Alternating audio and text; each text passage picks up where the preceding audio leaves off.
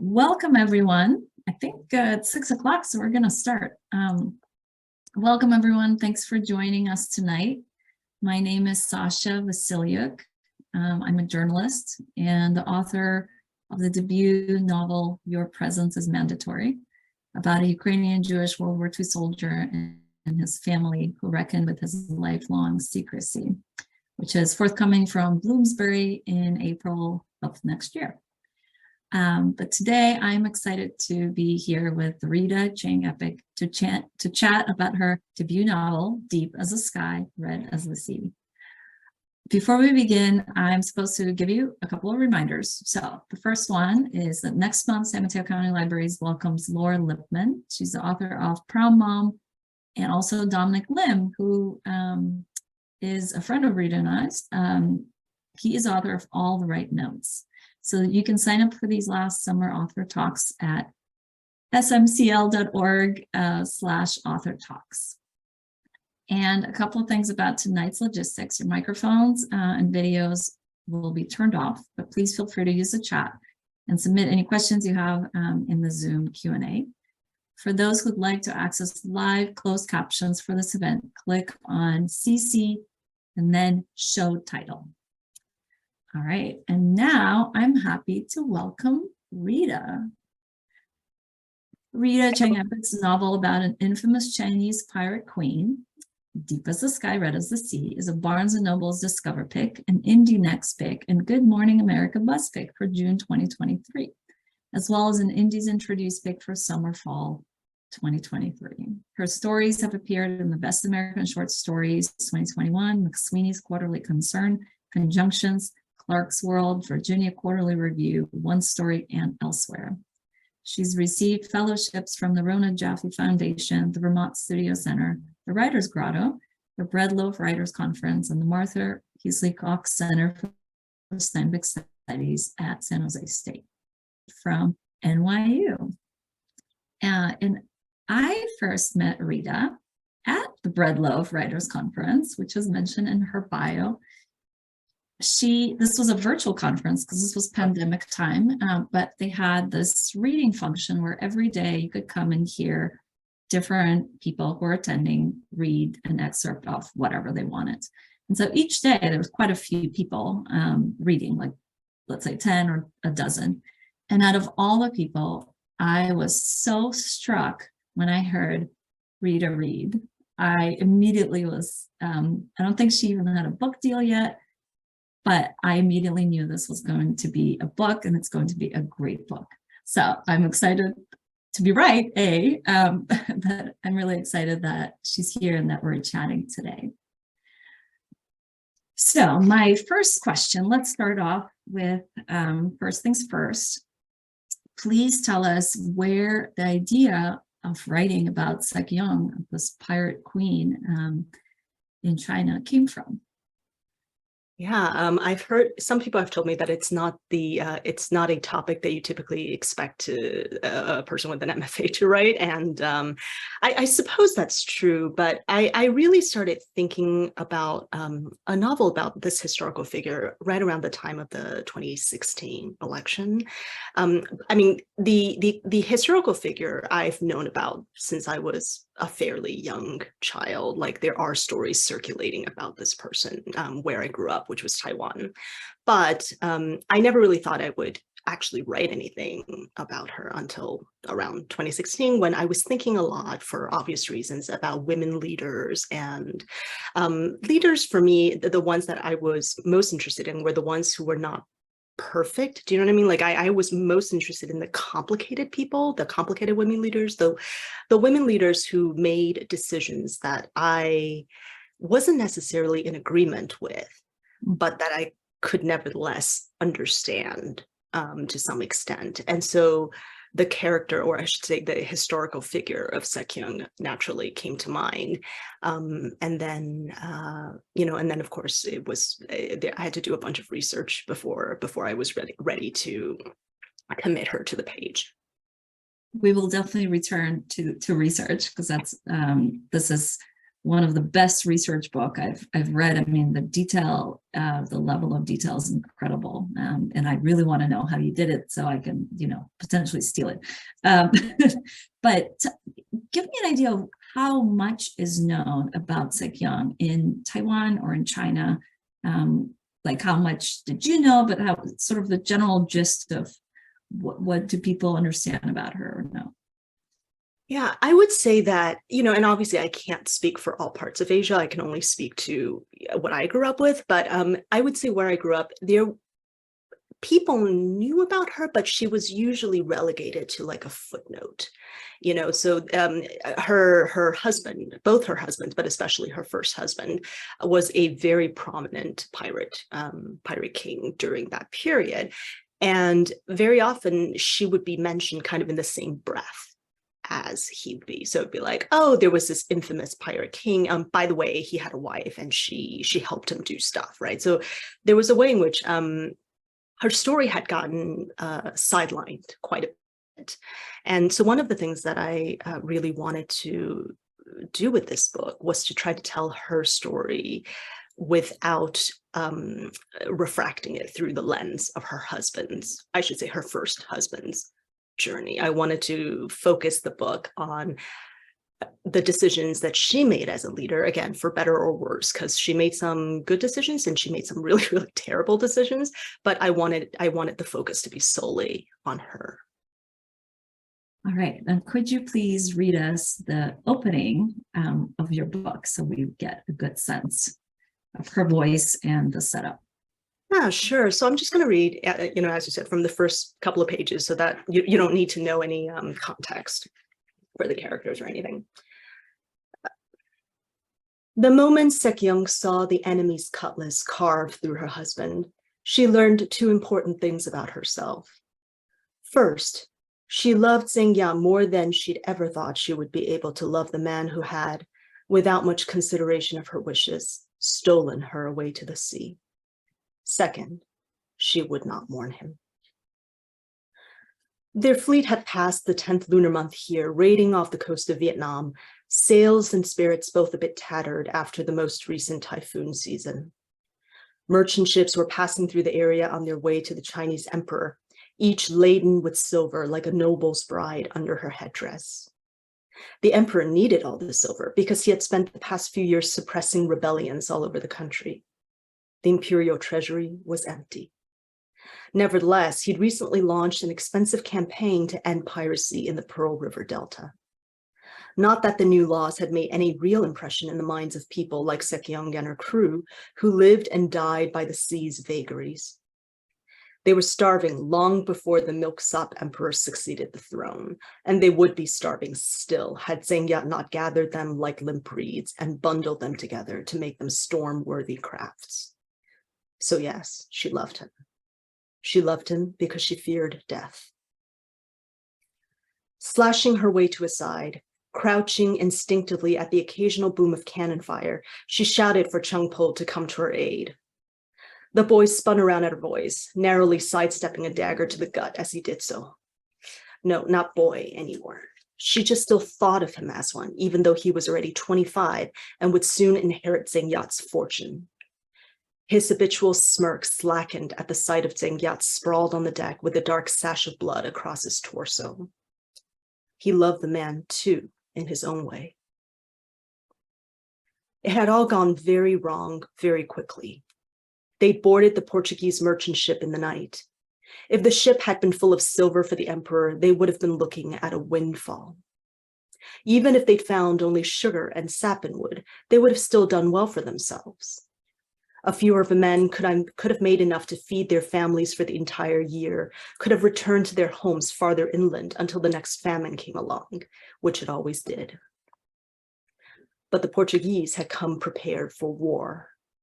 The ship was awash with Portuguese Navy sailors, all trained to stand against the pirate ships that fogged the harbors of the South China Sea, all awake despite it being the dead of night, as if forewarned. Perhaps they'd been sent directly by their government to secure the trade route, or perhaps they worked as soldiers of fortune in their spare time. Europe almost certainly had its own share of famines. Last she'd heard, a madman named Napoleon had gotten himself elected as the first emperor of France and was warring against 7 nations at once. Where there was war, there was hunger.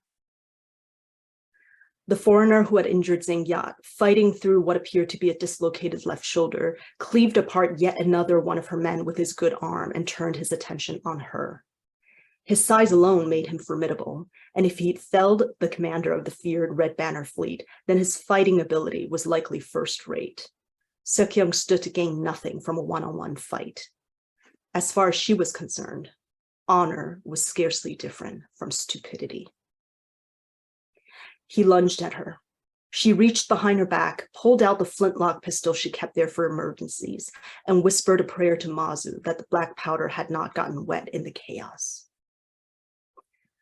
A loud crack, and then the smell of charcoal and sulfur filled her mouth like a piece of burnt, rotted fish.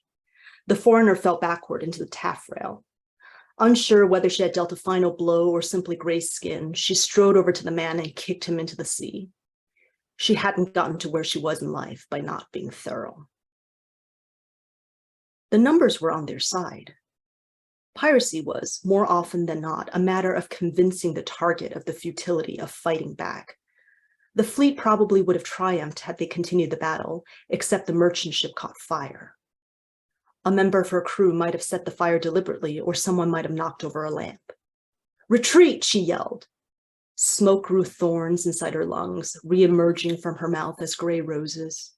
To Chung-po, she said, "Help me get him back to the ship." Somehow they managed it, helped in part by the fact that the Portuguese became preoccupied with putting out the fire. When she ordered Bing to set a course for Hainan, Zhang Yat tugged on her sleeve. "Canton," he said. "That's ridiculous," she said. "You'll never make it to the physicians in Canton." "I won't make it either way." If their relationship had been anything other than what it was, she might have tried to convince him he would live through this as he'd lived through so many other injuries in their 6 years together. But she was his wife, captive, chief strategist, and equal partner. Her days of muttering empty reassurances into the ears of powerful men as they lay in her arms were behind her. "I'll see to it that your family gets word," she said. All right, I'll stop there. Thank you. Amazing. For those of you who have not read the book, I think some of you probably have already.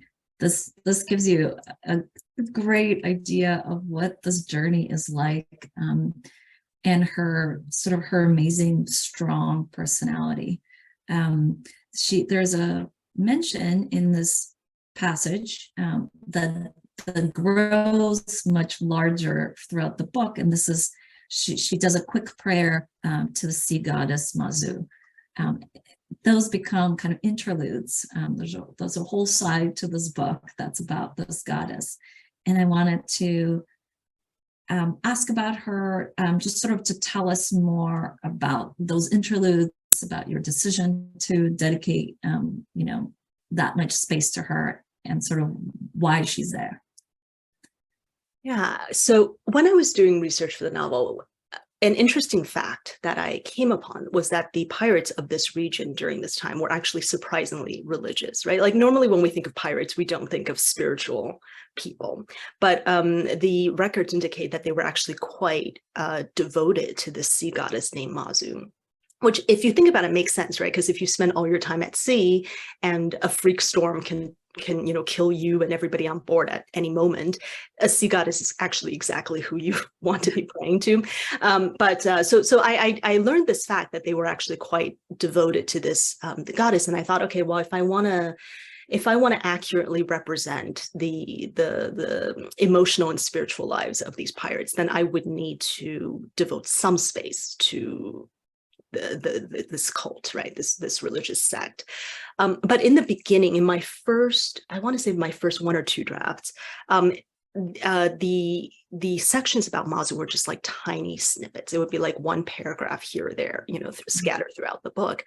And it was as a result of working with our shared agent, Sasha and I have the same agent, and also working with the editor at Bloomsbury. Sasha and I also have the same editor. So it's just interesting how things worked out. But it was as the result of working with my agent and my editor that I realized that we could expand these myths, these stories about Mazu so much more, and weave them into the larger narrative. It's, I think I wanted to kind of play with the ways in which I wanted to tell the myths about Mazu, but I also wanted to tell the myths as seen through Shek Yeung's eyes, right? Because of course, whenever we tell any story, it's going to be distorted or refracted through our personal biases and interests and whatnot. So I realized that these myths about the sea goddess could be a way to also tell us more about Shek Yeung herself. And so that's kind of how those sections got blown up to be far larger than they were initially. So it's a way it's a way to get into her inner life. Yeah, in a way, because right, like I think, I mean, I don't know about you, like, but sometimes when I hear people tell stories, you like, even if they're telling a story about someone else, you learn about the person who's telling the story. Does that make sense? By listening to them, right? Like it's which aspects, which details they tend to emphasize, which details they tend to de-emphasize, how they, what their position is, like, are they judging the other people in the story? Are they, and so I was like, okay, let's see if we can try to kill two birds with one stone here, right? Like, let's talk about this Mazu worship, which was, again, actually a giant thing. And on top of that, can we use this to try to explore Shek Yeung's character a little bit more? And I've read you talk about somewhere you were talking that saying that Mazu is still like she's still a goddess that's sort of revered. You can find amulets and all kinds of stuff. Yeah, so especially in Taiwan, where I grew up, Mazu worship, it's like I think, so I don't know what the data is around this, but I think I've heard people say that she is the most widely worshipped deity in Taiwan. Which again, Taiwan's a tiny island. It kind of makes sense that when you're an island, you're like, please, you goddess, don't, like be nice to us. But yeah, no, she's still like Mazu worship is still very much alive and well. It's going strong. Yeah, not just in Taiwan, but in other parts. And if you, like it was really, like it was kind of fun. I did some of my research on the ground in Taiwan, and you can go to the temples and you can participate in the worship rituals and talk to these like grannies who've been volunteering at the temple for like decades, and they have like all this information that they can give you about the temples and the worship. So yeah, that I think it's just fascinating how thriving this or how this particular spiritual group is thriving. Take us on your research trip mentally one time. So how did you this seemed like, if I knew about a pirate queen from a couple centuries ago, I would find that very daunting to research. Like, it sounds like, I mean, I don't know anything about pirates or boats or really just the basics even of how all of this works. So did you know anything about that world to begin with? And if not, like, why wasn't it daunting to you? And then how did you approach research? How did you even like start? Yeah, I mean, it was daunting. I don't want to give the impression that it was, I'm not, I don't tend to be somebody who approaches things with unfounded confidence. Like, I wish I could be somebody who approached things with more just general self-confidence. But no, it was daunting. But I because I was so fascinated with the historical figure and with the topic, it made the research feel less like work, I think, than it otherwise would have. Do you know what I mean? I mean, it's a little bit like, it's like, that Mary Poppins song, like, whatever, a spoonful of sugar makes the medicine go down. You're kind of like, oh, this is kind of cool. Like, I'm learning about pirates because when I was a kid, I really wanted to be a pirate. So in a way, it felt like I was tapping into my childhood self, doing all this research about piracy. But yeah, I mean, the first, so I started thinking about this book in 2016, and the first couple of years, 2, 3 years even, I was mostly just reading, like I was reading a lot of history books, written about this particular time period in China, because I realized that if I didn't understand the historical context for what these pirates were doing, the book would feel pardon the pun, adrift, right? So I wanted to ground the novel in an actual historical moment. So I read a lot of books about that period of the Qing dynasty. I also read a number of dissertations, because dissertations are a really great way to find like really specific information. Some poor PhD students spend like 7 years of their life writing this thing that's like the length of an entire book, and only their 5 dissertation committee members read it. So but you can, if you have access to a university library, you can access a lot of these dissertations that people, history PhDs, have written.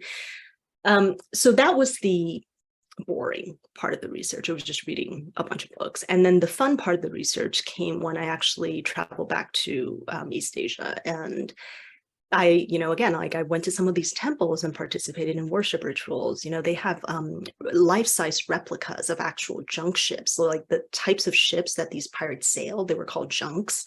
You can board these ships and kind of crawl around on them to try to get a sense of scale and like little nooks and crannies, kind of figuring out what different parts of the ship do. So that was the fun part, the experiential part of the research. And I would like to think that part contributed to making the novel feel a little bit more lively and a little bit less like I had read 10 dissertations.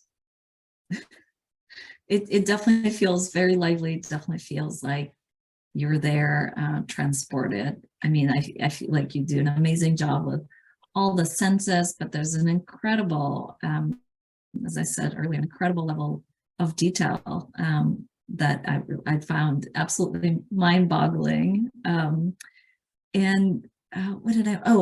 you were talking, I had a question about sort of like, what's their reputation now? Are they sort of considered, these pirates, not necessarily her, but just maybe the husband, or are they considered sort of like Robin Hoods? Like, are they revered, or are they damned, or neither? I think it probably depends on who you're talking to. Like I think that in certain parts of China, probably more like I think how do I put this? They have taken on a kind of a mythological status themselves, right? Like even though they were real people, they've kind of taken on a mythological status. And so I think people talk about them the same way that sometimes people talk about mythology, the same way people here in the US talk about like Athena or Zeus, right? Like that there's a way in which they've become kind of archetypes. And and that sometimes comes with good things, and that sometimes comes with bad things. But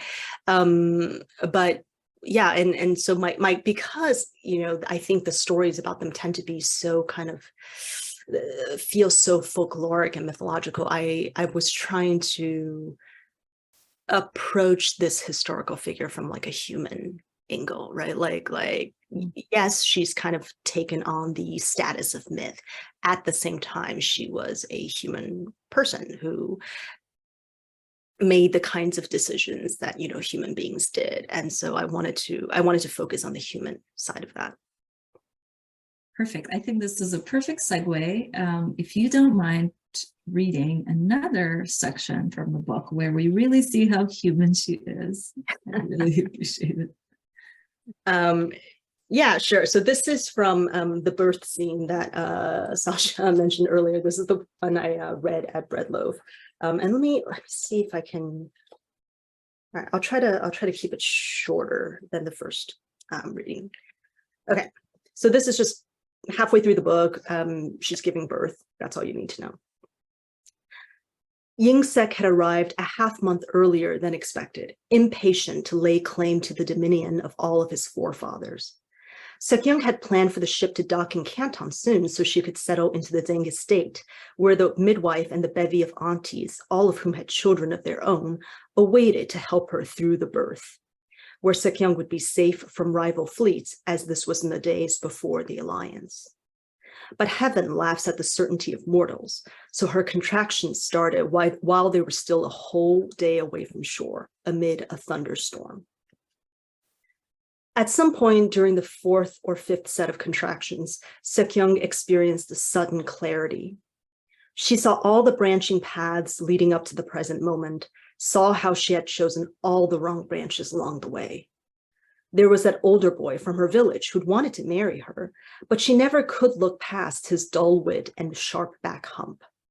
There was the decision to work on the same boat as her father and brother instead of, as the aunties had exhorted, selling fish in the marketplace.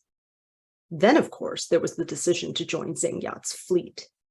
Maybe she should have tried harder to talk her way out of it. She was good at talking, after all.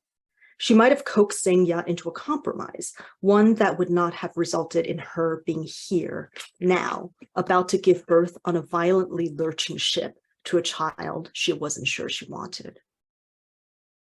Maybe this was heaven's punishment for her, a woman who'd dared to want more than the fate that heaven usually allotted women.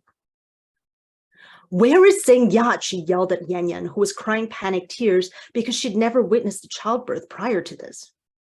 Freezing seawater sloshed from a pail onto Shek Yeung's blanket, which was already soaked through with sweat and birthing fluids. The fabric tangled around her, slimy and sturdy, like kelp dragging her to the sea floor. One of the men popped his head through the cabin door. "Big brother Zheng is coming. His ship is having trouble getting closer in the storm." Feng Wan, one of the newer recruits, angrily waved him away, telling him to give the womenfolk some goddamned privacy. The womenfolk in question consisted of Shek Yeung, Yan Yan, and Feng Wan, who had a daughter of her own and therefore had at least a sense of what needed to happen moving forward. "You need to breathe," Feng Wan said, but Shek Yeung wasn't doing very well at this very basic task. She tried again, dragging the air into her lungs, feeling it claw her insides on its way down like a recalcitrant cat. She pushed. Yan Yan gripped her hand as tightly as Shek Yeung was probably gripping hers back. Suddenly, the girl cried, I see it, and then she said, "Oh." "What?" Shek Yeung said. "Stop pushing," Feng Wan said. "The baby's feet are coming out first. We need to turn it." "Turn it?" "I saw a midwife do this once," Feng Wan said. She splayed her hands on Shek Yeung's belly and pushed on it at an angle, as if kneading dough. This she repeated a second time, and then a fourth, and then a 10th. Finally, she said, "I think it's too late. The baby's going to have to come out feet first." "Can it do that?" Yan Yan asked. "Maybe if we tried a different position," Feng Wan said. She and Yan Yan helped Shek Yeung shift onto her hands and knees.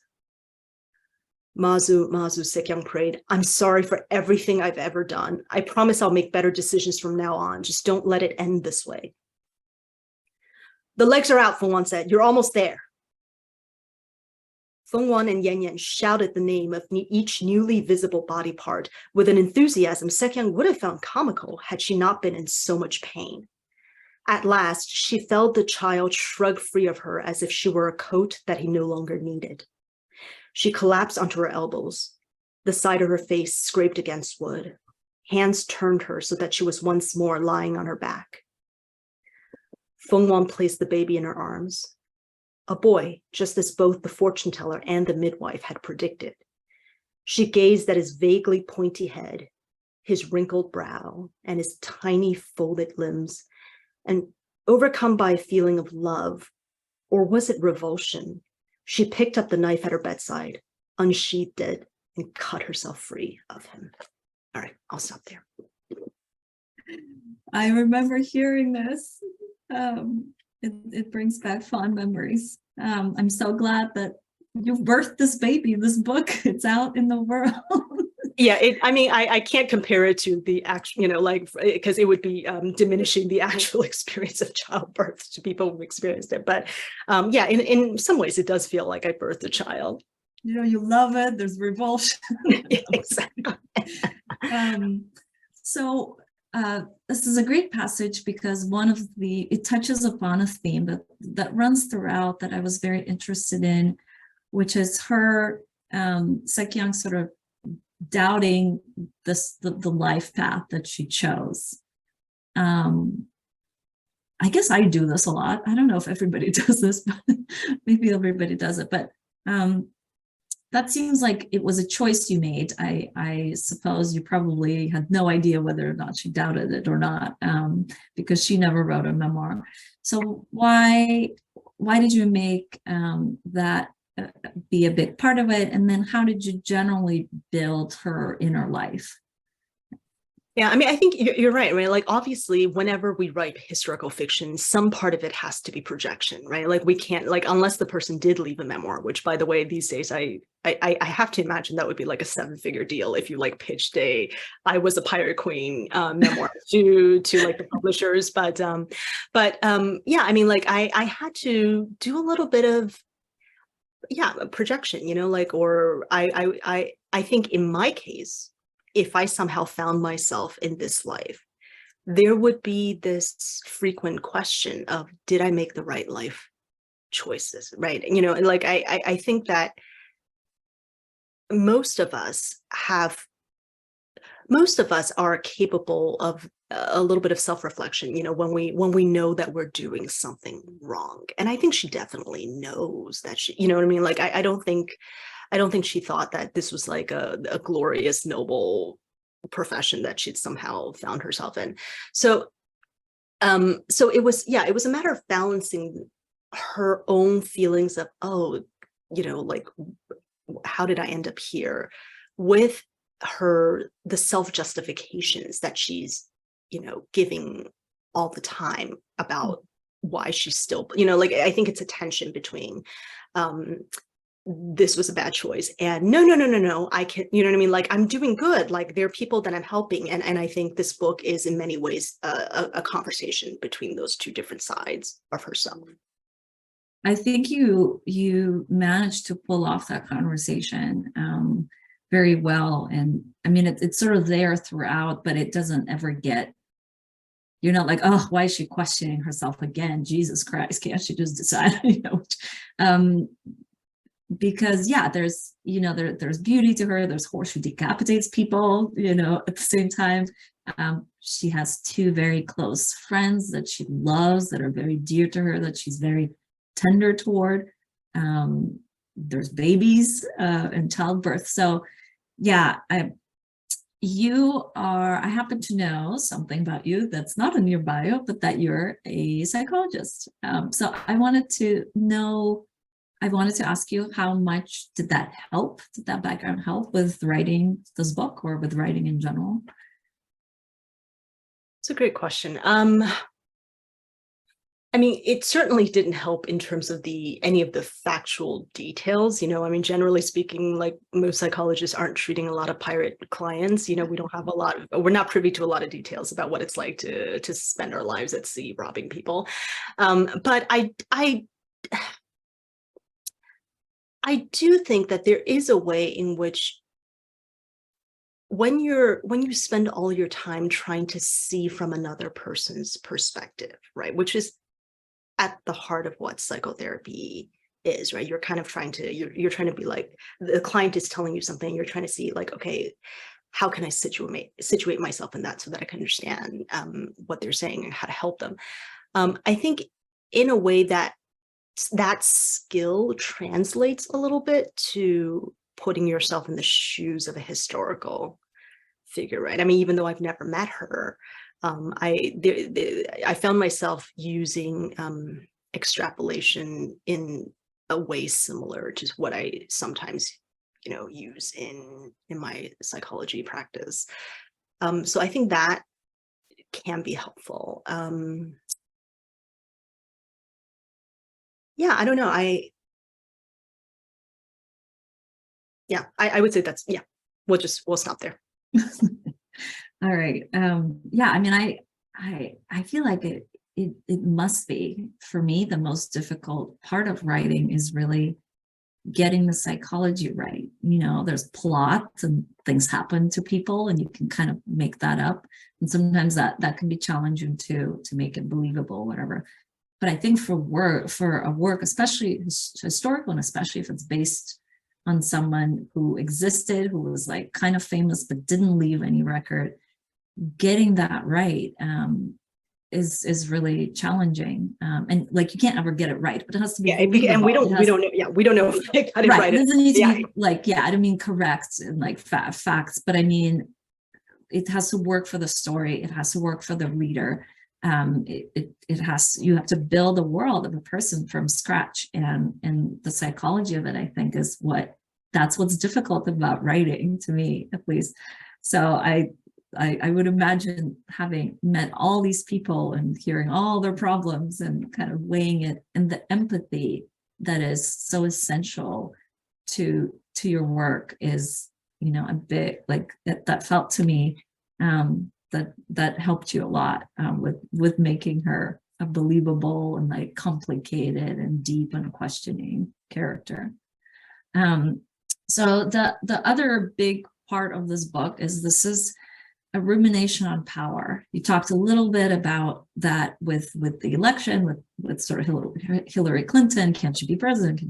And I wanted to ask you, what do you think of women's capacity for power, given that we have, biologically are weaker than men, that we periodically have to, or not have to, but we have babies that we have to do things with that take us out of, running the world or whatever.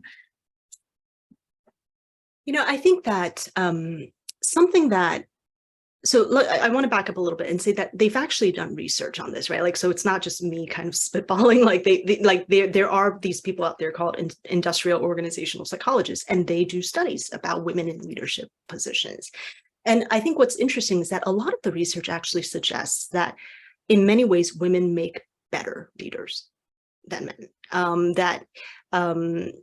I mean, it is true that if we're talking about like, I don't know, one-on-one physical fight, that might not be the case. But if we're talking about the ability of somebody to run an organization, and in this case, that's what she did, right? She ran an organization. It just wasn't a very legal or peaceful organization. The research actually suggests that there is absolutely no basis to the claim that people sometimes make that women can't make good leaders, right? So so there is a way in which I think very often the narrative in the mainstream media that we get is that somehow there is this kind of biologically essentialist difference, right? Between, and the fact of the matter is that the data actually doesn't support the argument that women can't be good leaders. I'm trying to remember the details of the research. I believe it's something like, I think there is something in the research about how the reason women leaders actually often make better decisions is because they tend to be more communal in terms of like receiving feedback from like their, do you know what I mean? Like, instead of being like, I want to do this thing, so I'm going to do it my way. It tends to be a much more kind of collaborative decision-making process. Again, don't quote me on this, but this is this is one of the things I remember from the research. And so because they're actually listening to other people who might have knowledge that they don't have, because who might have perspectives that they don't have, that can actually lead to better organizational decisions down the line. So yeah, so I mean, I don't think I don't think it's about what I think, what I think is I agree with the research. My point is that, sorry, that wasn't very good. The point is that the research is out there. It's not about what, I personally believe. It's that the research shows that this is the case. Does that make sense? It does, but I'm going to play devil's advocate and push back on it, because this isn't just an organization, and what she is required to do isn't just power. Like I did ask about power, but violence is a Yeah. big part Okay. of this. How often do we hear about, female mafia bosses, for example? Not very often, right? So yes, this requires an organizational skills, and I can believe that part of it. And I think your research quote totally backs that up. But women's capacity in this particular position of power, she has to periodically behead people and like rob poor villagers. Yeah. And she used to be one, right? So she has to kind of suspend empathy that tends to come naturally and sort of biologically probably to women, and just like kill people. So yeah, it's just your thoughts. So you're asking more about the violence aspect of it as opposed to the power. Or I guess both, because here her power is directly tied to violence. She isn't just like running, a startup. she's sort of murdering. Yeah, and I think that they're actually, I mean, I'd hate to sound like, too much like a psychologist, but like there's actually also research in terms of like women's capacity for violence. Like I remember when I was in my PhD program, I participated in this research treatment group that was aimed toward reducing relational violence among young women. So like the idea was that for a lot of younger women, like in their preteens and teens, society tells them, right? Society tells women, don't be violent, don't be physically violent. But it's not like these preteen and teenage girls don't have the capacity for violence. It's just that they've been told that you shouldn't, commit physical violence. And so the research and the therapy was focused around reducing relational violence, the ways in which that capacity for violence comes out in things like bullying, like verbal bullying, not like shove somebody in the locker kind of bullying, in terms of spreading vicious rumors about other people, in terms of like social exclusion and manipulation. So I think that in a way this. Now, look, and your point is a good one, that like we're not talking about physical violence, right? Like in that case, we're still talking about like relational, sort of more verbal interpersonal violence. But I do wonder, like, I think if the times, like if the society that you were in a way demanded that violence of you, right? So in this particular society that she was in, it was very much kill or be killed to some extent. I do wonder if that capacity for violence would have gotten channeled or rechanneled, so that instead of more being about relational violence, it would become physical violence. So I don't know. That's one of my hypotheses that I'm playing with. Okay. I like it. We went deep there. See, it really does sound like your psychology background played a big part of this. It is almost time to open this up to questions. So if you have any, please submit them in the chat. But meanwhile, I'm going to ask one more of my own, which is, I wanted to ask you about the title. It's such a gorgeous title, and just what's the story on it?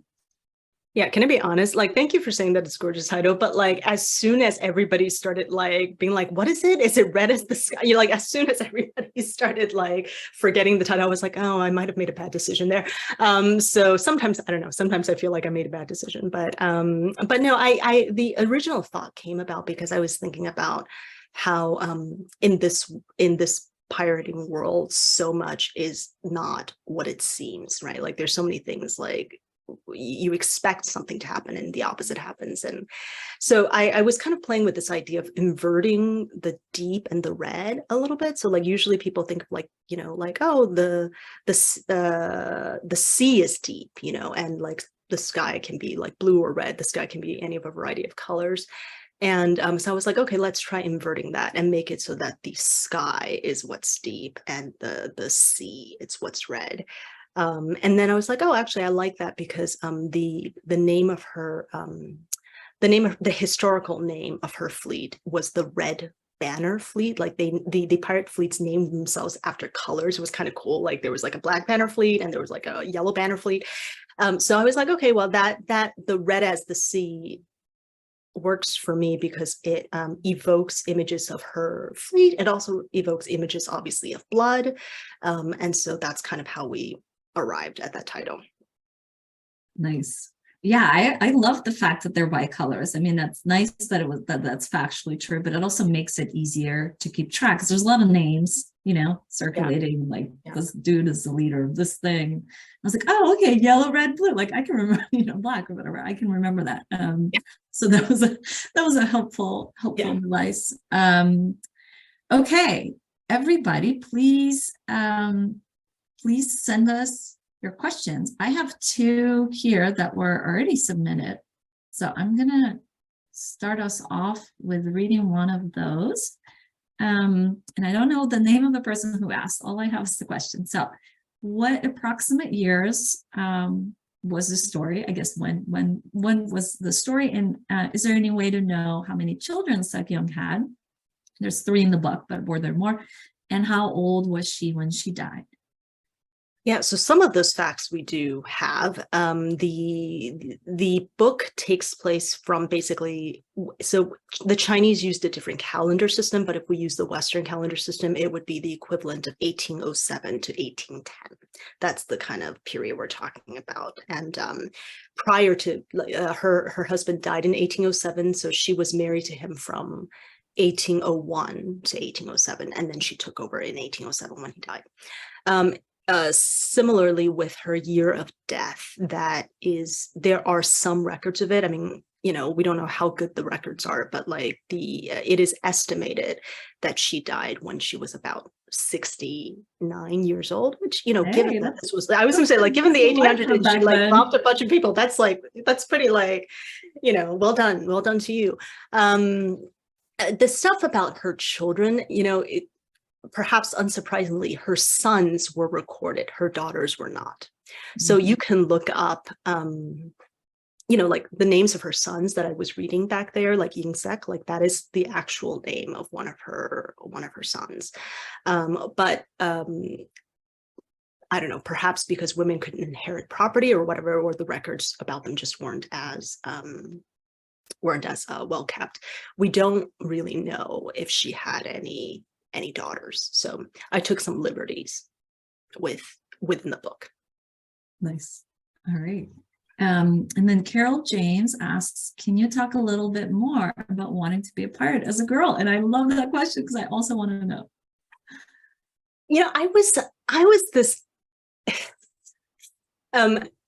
I was a kind of contrarian little kid. Like I was not the easiest child to raise, according to my mother. Like I wasn't, like I had a lot of strong opinions about things, and I didn't like being told what, like if it was something I didn't want to do, I didn't want to do it, and it was really hard to get me to do things I didn't want to do. And so I think as a kid, I had this, I don't know, romanticized idea of pirates as these people who could just sail away far away from their parents and do whatever they wanted, in their lives. And obviously that's not what historical pirates actually were like. But I think that was the childhood self that I tapped into writing into this book, the one that had all of these ideals essentially about what it was like to live at sea, and that's what got me through the very lengthy research process. Nice. Okay, we have another question here. So the book definitely weaves together so many themes and symbols. Did you have those in mind when you started the book, or did they come to you as you wrote? And what is your approach to creating thematic resonance in your writing? Okay, yeah. So first of all, thank you to whomever asked that question. I really appreciate it. I think a lot of the themes kind of didn't really emerge until I want to say around the second draft, right? Like very often the first draft, you're kind of just like, okay, let me put the pieces in place and get things from point A to point B. And again, this was right around the time I started thinking about the Mazu myths. And I realized that there were themes within the Mazu myths that you could also argue applied to Shek Yeung's life.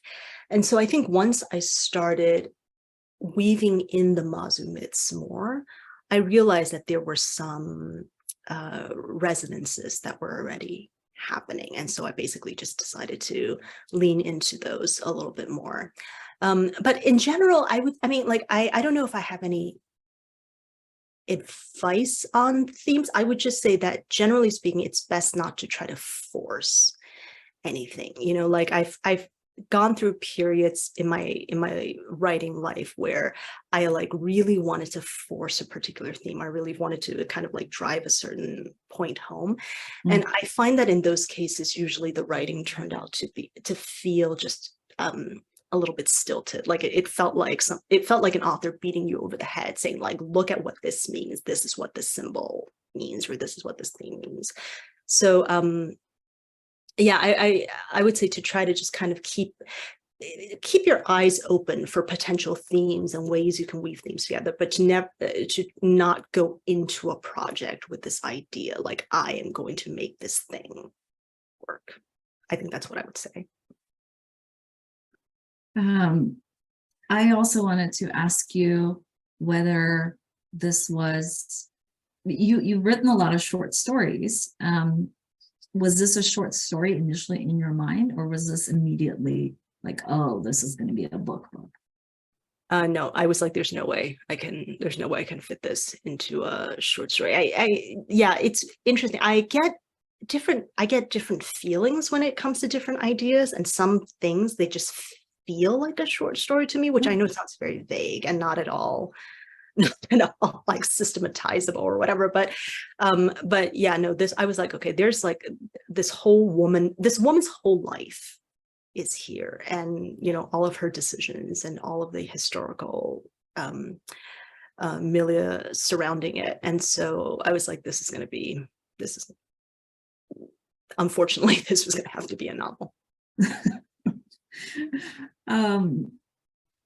And then my other question about that decision is, so me and you are both immigrants.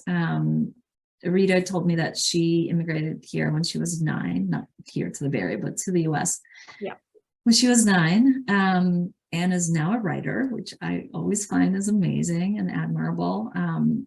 But I wanted to know why you decided to make your debut novel something that isn't set in America. And did you have any sort of questions about that you're writing about your homeland? Because I made that same decision, so I want you to justify mine. Why did I? I mean, but well, you're a writer too, so I'm sure like sometimes the things we want to write about just don't necessarily. Do you know what I'm trying to say? Like it's not like I set out to do something that wasn't set in the US, even though I'm sure if I had set something in the US, it might have felt, I don't know, sometimes readers like think that they feel like they can conceptualize more easily. But like, but this was what I was obsessed with. I was obsessed with this world, and I was obsessed with this character. And so it just so happened that this particular historical figure lived in China during the early 1800s. Yeah, I've personally found that whenever I try to force myself to write something, I can never finish it. Like it has to come from a place of spontaneity, like a place of intrinsic interest, or else I can't bring myself to the end of force myself through the end of the process. So yeah, I don't know if I can give you a reason. It's just so happened to be that way. I see. Okay. May I ask you? I mean, like, I assume you wrote your book because you're just like, all right, this is the story that I want to tell, and it happens to take place in Ukraine, so it takes place in Ukraine. Yes. Yeah, you're right. Like I wasn't thinking about it back then, because it sort of just comes to you and it overwhelms you, and it's clearly the thing that you must do for the next 5 years of your life. Yeah, I know. But Yeah, but I also wasn't in US when I started writing mine. I was in Berlin, so I was just like very taken by what I was seeing kind of around me.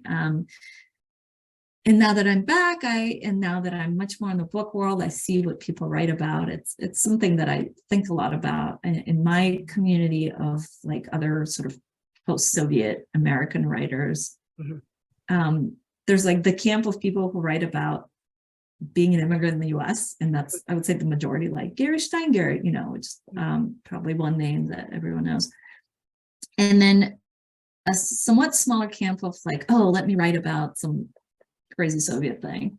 And then some people do both. There's like, stories of like, oh, Graham. Anyway, and yeah, so it's been something that I think about. And, we launched this book, these books, we launch our careers with them. Yeah. And so does it like peg us in a certain way? Yeah. And, and it might, I don't know, but like, because it does, I mean, for me, it felt like it wasn't really a choice. It felt like either I write this book or I write no book at all. Do you know what I'm trying to say? Yeah. Like, if that's the decision, then I'm like, okay, then I'll write this book. And even if that might pigeonhole me in a certain way, like that's what we're going to go with, because the alternative's no book. And so, but no, I mean, I hear what you're saying, that I think that for a lot of immigrant writers, there is this question of, are you going to end up getting placed in a certain category because of what you write? And I personally just try to not think too much about it, because I think thinking too much about that kind of stuff can make you like really end up being very neurotic, So like I try to just like do what I do and cross my fingers and hope that it works out. Yeah. We have a question here from the audience. How long did it take you to write this novel? So I started researching 2016. I started drafting, I want to say early 2019. And then the book was accepted for publication November 2021. So what is that? 2-3 years to write the book. That's pretty fast. But I think that's a smart strategy for you to do the research first and then write it with a base. Like I didn't do it that way, and now I'm like, oh, I should. This is gonna next time. But again, I think different people have different processes. Do you know what I mean? Like if it works for you, do what works for you. Like I really don't. I think when it comes to writing, everything's really loosey-goosey. Anyway. Yeah. Okay, let me check. I think there's one more. Oh no, that's the same one. Okay. If there are no last minute questions that pop up, then I want to thank Rita so much for this great conversation, and thank everyone who joined us tonight. Please check out San Mateo County Library's upcoming author talks at smcl.org/author talks. And we would also appreciate it if you could tell us how San Mateo County Libraries did with this program and the link is at smcl.org/rate this event. Rita, have a great rest of your night. You and too. Everyone, if you haven't read the book yet, or if you're in the middle of it, whatever, I hope you enjoy the wild ride that it is. Thank you. Thank you everyone for coming. Take care. Bye.